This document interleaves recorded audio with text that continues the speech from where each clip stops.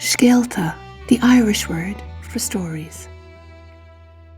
For our ancestors, storytelling around the hearth at night offered respite from the challenges of day-to-day survival, bringing them into the hidden world of imagination, psyche and spirit.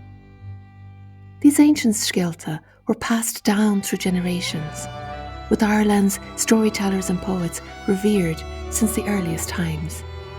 They stood at the threshold of the other world, weaving tales of magic, fairies, wonder and mystery. My father recalls a childhood in Connemara before electrification. The village storyteller visited at night, and the people from the village gathered around the fire to hear Scéalta of heroes in the other world. The storyteller had the prized seat beside the fire, and the tales were full of fascination and fear.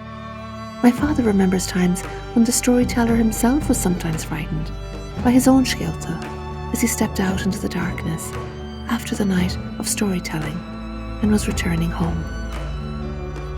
In depth psychology and psychotherapy, storytelling helps us make sense of ourselves and our lives.